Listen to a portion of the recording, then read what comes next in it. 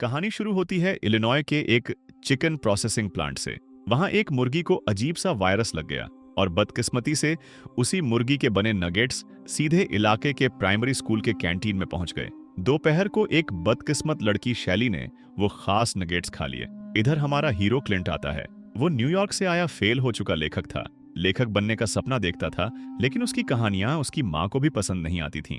कोई रास्ता न देखकर वो अपने गांव फोर्ट चिकन लौट आया और पुराने स्कूल में सब्स्टिट्यूट टीचर की नौकरी ले ली। स्कूल के गेट पर पहुंचा तो सिक्योरिटी गार्ड रिक दौड़ा चला आया और बोला, भाई माल है क्या? क्लिंट हैरान, भाई मैं टीचर हूँ, डीलर नहीं। किसी तरह रिक को झाड़कर निकला तो देखा उसकी गाड़ी पी टीचर वेड ने ब्लॉक कर रखी थी। ऊपर से शीशे पर गाली लिखी हुई थी। क्लिंट ने इधर उधर देखा। बच्चे जंगली जैसे दौड़ रहे थे, गालियां दे रहे थे, लड़ रहे थे। स्कूल कम, पागल खाना ज्यादा लग रहा था। ऑफिस में वाइस प्रिंसिपल सिम्स मिले। बूढ़े जमाने के आदमी मानते थे कि बच्चों को डिजिटल जमाने से पहले वाले दिन वापस लौटना चाहिए। उन्होंने क्लिंट का फोन छीन लिया और बड़े फक्र से बोले, ये नो फोन स्कूल है, यहाँ टीचर बच्चे सब असली बचपन जिएंगे। सिम्स ने स्कूल का नक्शा देने की कोशिश की। क्लिंट ने हंसकर टाल दिया, मैं यहीं पढ़ा हूँ। टीचर्स लाउंज में बहुत सारे अजीब टीचर्स मिले। रिबेका नाम की मैडम के गले में पैनिक बटन था, कोई छुए तो पुलिस अपने आप आ जाए। पी टीचर वेड पूरा जोकर था। सेक्स एड टीचर डग बहुत शर्मीले और अजीब थे। ट्रेसी नाम की टीचर थीं जो अभी तक किसी को बता नहीं पाई थीं कि वो क्या हैं। क्लिंट ने सबको देखा। किसी में दम न लगा तो सीधा अपनी पुरानी क्रश लूसी के पास गया। दोनों में गर्मजोशी से बात हुई। माहौल रोमांटिक होने लगा। तभी वेड फिर आ गया। तीनों क्लिंट की किताब की बात करने लगे। एक आदमी जो भूतिया बोर्ड खरीदता है। वेड ने तुरंत मजा खराब किया, भाई वो कहानी तो पहले ही लिखी जा चुकी है। वेड के जाने के बाद लूसी क्लिंट को उसकी क्लास तक छोड़ने गई। रास्ते में क्लिंट बोला, वेड बहुत झक्की है। लूसी मुस्कुराई, वो मेरा बॉयफ्रेंड है। क्लिंट वहीं जम गया, शर्म से मुंह लाल। क्लास में पैट्रियट नाम का लड़का और उसका दोस्त डिंक शैली का मजाक उड़ा रहे थे। शैली के चेहरे पर अजीब से फोड़े निकल आए थे। क्लिंट ने क्लास को मजेदार बनाने की बहुत कोशिश की, पर पैट्रियट नहीं माना। बीच क्लास में फोन निकाल लिया। क्लिंट ने डांटा तो धमकी दी, मुझसे छू लिया ना तो बोल दूंगा तुमने गलत तरीके से छुआ। क्लिंट को गुस्सा आया पर सह लिया। उसे याद आया, सुबह जिसने गाड़ी पर गाली लिखी थी यही लड़का था। इन शैतानों को इग्नोर करते हुए क्लिंट ने बच्चों से अपनी किताब का ड्राफ्ट पढ़ने को कहा। शांत लड़का कैल्विन ने हाथ उठाया, पर पैट्रियट फिर शैली को तंग करने लगा। उसने शैली की छोटी खींची, लेकिन छोटी के साथ खाल का टुकड़ा ही उखड़ गया।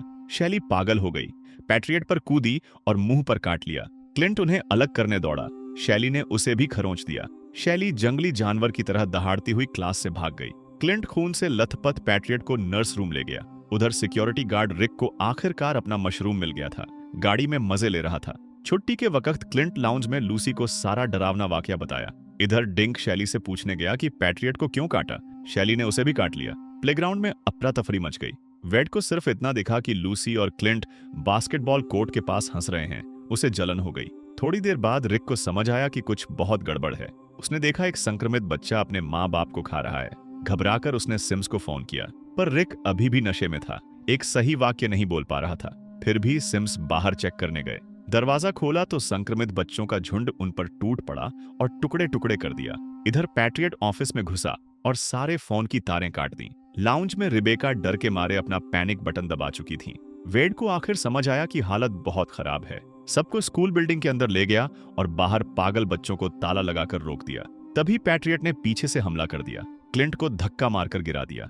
रिबेका ने तुरंत पेपर स्प्रे निकाला और पैट्रियट के मुंह पर छिड़क दिया। पैट्रियट बेहोश सा होकर दूसरी टीचर पर टूट पड़ा।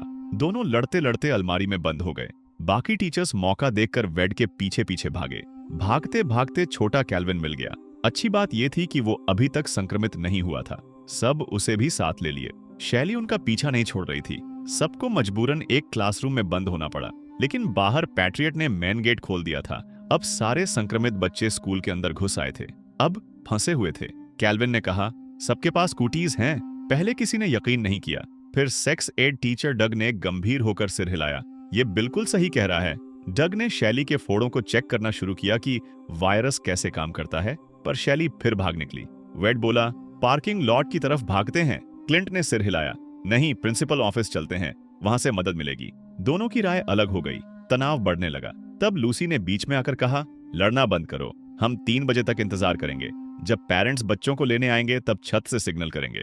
सब मान गए, पर लूसी ने क्लिंट की बांह पर खरोंच देख ली। वेड ने तुरंत क्लिंट को एक कमरे में बंद कर दिया, क्वारंटाइन। डग भी अंदर गया चेक करने। फिर पता चला कि क्लिंट भी संक्रमित है, पर बच्चों जैसा नहीं।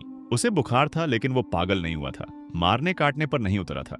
जब बाहर वालों ने पूछा कि डग को कैसे पता, तो डग ने शर्माते हुए हाथ उठाया, क्योंकि मैंने उसके बॉडी फ्लूइड्स टेस्ट किए। कमरे में कुछ देर के लिए सन्नाटा छा गया। वक्त बीता, आखिर 3 बज गए। टीचर्स कैल्विन को लेकर छत पर चढ़ गए। नीचे पेरेंट्स से मदद मांगने की उम्मीद थी, पर नीचे जो माँ खड़ी थी वो फोन में इतनी मस्त थी कि कुछ देख ही नहीं रही थी। उसका बेटा रेसर गाड़ी में घुसा और अपने छोटे भाई को काटने लगा।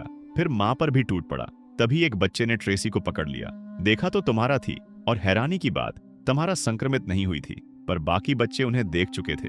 सब जान बचाकर जिम में घुसे। बदकिस्मती अभी खत्म नहीं हुई थी। संक्रमित डिंक ने डग को पकड़ लिया। वेड ने बिना सोचे फायर एक्सटिंग्विशर उठाया और डिंक का सिर फोड़ दिया। लूसी 2 बचे हुए बच्चों को तसल्ली दे रही थी। जब तक कांटे या खरोंचे नहीं गए हों, तुम ठीक हो। तभी तुम्हारा चुपके से बोली, मुझे खरोंच लगी है। उसकी पीठ पर लंबा खूनी निशान था। लूसी बोल नहीं पाई। उसे तुरंत बाथरूम में अलग कर दिया। डग पूरा साइंस मोड में आ गया। डिंक के लाश को चीर फाड़ कर वायरस समझने लगा। बाहर रिक अभी भी गाड़ी में नशे में था। उसे पता ही नहीं कि दुनिया नरक बन चुकी है। इधर लूसी ने वेड से पूछा, तुम क्लिंट से इतनी जलन क्यों खाते हो? वेड ने आखिर कबूल किया, मैं तुझसे शादी का प्रपोज करने वाला था, पर जैसे ही तुझे क्लिंट के साथ हंसते देखा, हिम्मत टूट गई। डग की जांच से सच पता चला, वायरस बच्चों को जिंदा रहते हुए सड़ा देता है। बदन चलता रहता है, पर इंसान नहीं रहते। लूसी ने पूछा, फिर क्लिंट और तुम्हारा को खरोंच लगी, वो क्यों नहीं बदले? डग ने चौंकाने वाला जवाब दिया, ये वायरस सिर्फ जो अभी जवान नहीं हुए उन बच्चों को लगता है। ठीक उसी वक्त बत्ती गुल हो गई। पूरी बिल्डिंग में अंधेरा छा गया। पैट्रियट ने बिजली काट दी थी। सब घबरा गए। कैल्विन को चेक किया, वो सो रहा था। उसे शुगर की बीमारी थी, अभी चीनी चाहिए थी। कैंडी ढूंढ रहे थे कि दीवार से भयानक खरोंचने की आवाज आई। दरवाजे का हैंडल धीरे धीरे घूमा। सबने सांस रोकी। अंधेरे में लूसी ने वेड से फुसफुसाया, मैं तुमसे शादी नहीं कर सकती। दरवाजा जोर से खुला। सब चीखे, पर सिर्फ चौकीदार मिस्टर हिताची थे। सांस में सांस आई ही थी कि संक्रमित बच्चे जिम में घुस आए और हिताची को बॉयलर रूम में खदेड़ दिया। लूसी कैल्विन के लिए चीनी ढूंढ रही थी। हिताची ने हर जेब देखी, कुछ नहीं। तभी रेडियो पर इमरजेंसी खबर आई, पूरा कस्बा खाली करने का ऑर्डर है, कोई बचाव नहीं आ रहा। उम्मीद टूटने लगी। तब क्लिंट खड़ा हुआ। बस यहाँ बैठकर मर नहीं सकते। उसने प्लान बनाया। एयर डक्ट से रेंगकर वेंडिंग मशीन से स्नैक्स लाएगा, फिर लाउंज से वेड की ट्रक की चाबी लेगा। वो सबसे छोटा था, इसलिए खुद जाने लगा। जाने से पहले अपना बैग ट्रेसी को दिया। तमारा ने उसे कूटीज का टीका लगाकर गुड लक कहा। क्लिंट डक्ट में घुस गया। वॉकी टॉकी से सब बात कर रहे थे, पर वेड सिर्फ झगड़ा कर रहा था। लूसी का सब्र टूट गया। दोनों चुप हो जाओ, और खुद भी डक्ट में चढ़ गई। दोनों टीचर्स लाउंज पहुंचे। क्लिंट वेंडिंग मशीन से स्नैक्स निकालने की कोशिश कर रहा था, पर पैसा अटक रहा था। वो पागल हो रहा था। लूसी ने वेड की चाबी उठा ली। मदद मांगने की कोशिश की, पर सारी लाइनें कटी थीं। तभी एक ज़ॉम्बी बच्चा साइकिल पर कमरे में घुस आया। क्लिंट मशीन के पीछे छुप गया। ठीक उसी वक्त मशीन ने डिंग किया और काम करने लगी। आवाज से ज़ॉम्बी की नजर गई। वो चीखा और क्लिंट पर टूट पड़ा। इतना शोर हुआ कि पैट्रियट ने भी सुन लिया। क्लिंट ने स्नैक्स छीना और तब डक्ट में वापस घुसा। फिर क्लिंट और लूसी वापस रेंगने लगे, लेकिन पैट्रियट बिल्कुल पीछे था। क्लिंट ने स्नैक्स का पैकेट ग्रुप की छुपने की जगह की तरफ फेंका और दूसरी तरफ मुड़ गया ताकि बच्चों को अपनी तरफ खींच ले। दोनों एक दूसरे कमरे में बंद हो गए। वेंट भी सील कर दिया। इससे ज़ॉम्बी बच्चे डक्ट में फंस गए, पर बाकी झुंड अब दूसरों की तरफ बढ़ने लगा। क्लिंट ने रेडियो पर सबको तुरंत चेतावनी दी। टीचर्स ने दरवाजे पर बैरिकेड लगाया, पर अब वो भी फंस चुके थे। ट्रेसी पागलों की तरह चीखने लगी। इधर क्लिंट और लूसी अकेले थे।